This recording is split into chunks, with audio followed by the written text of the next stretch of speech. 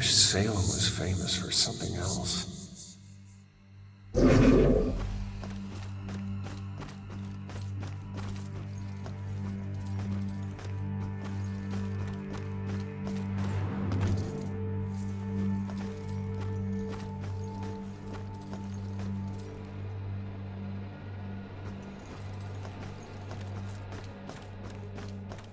I just got a text. Did you hear something else happen just now? Something bad. Someone told me about a murder. No, like this just happened. Police are all freaking out. What happened? I don't know. Sounds serious, though.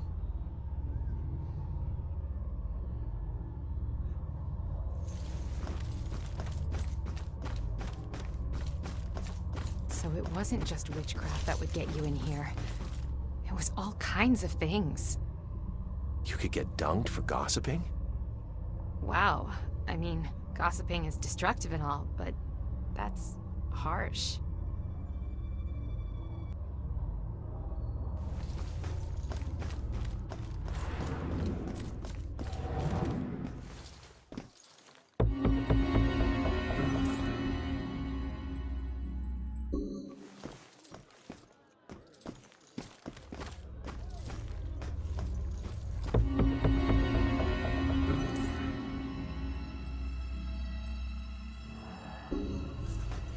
What made us derail that day?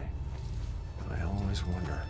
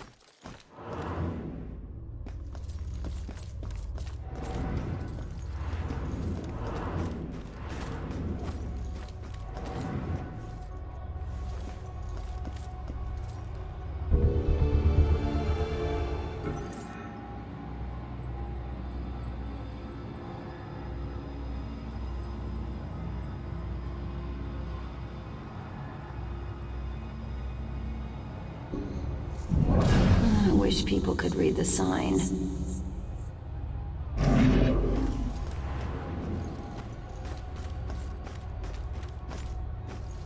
you hear what that guy just said?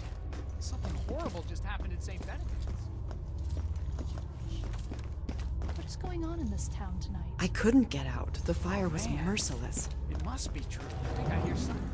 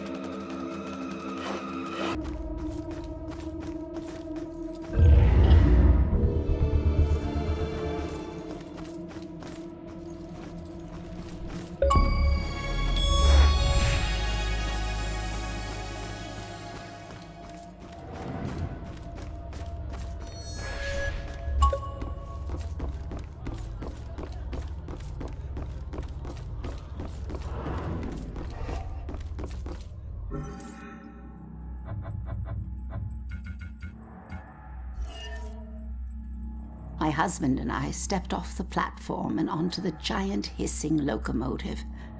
I remember looking back at our small town and thinking of all the happy memories we made there. But I was excited to start our new life in Salem. I must have dozed off because I was startled awake by the sound of screeching metal.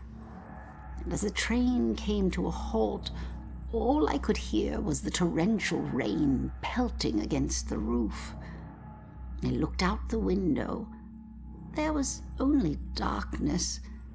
Then came the brightest flash of lightning I had ever seen. When my husband left to inquire about the delay, a woman in the back of the train started screaming. We rushed over to her and asked her what was wrong, but all she could manage to say through her sobs was something about seeing the spirits of the dead wandering in the rain. Stranger still were the passengers that were suddenly stricken with the painful memories of their past. It was at this point that I became truly terrified, so I set out to find Joe. When I reached the cab and still hadn't found him, I was worried. I looked out the front window and saw the train's conductor laboring to move a downed tree from the tracks. And there was Joe, walking up to help. However, instead of grabbing hold of the tree, Joe bent down, picked up a rock, and crushed the conductor's skull with it. When I left the train and ran up to him, I could see that this wasn't the Joe I once knew. Something had taken hold of him, something angry. Then he saw something that terrified him. He dropped the rock and ran off into the woods.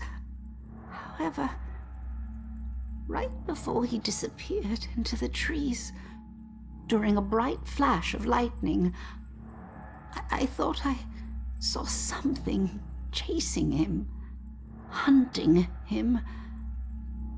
I can only describe it as a ghostly specter, cloaked in black. But more likely than not, it was just a shadow. The authorities spent days combing the woods for Joe, but he never turned up.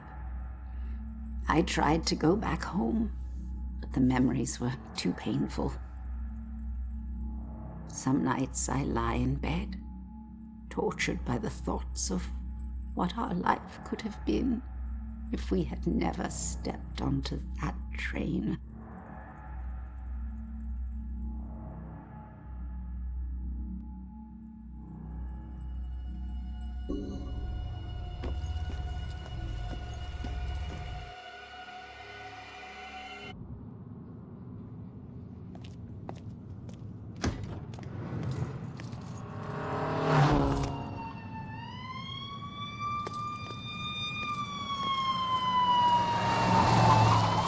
Why the hurry, boys?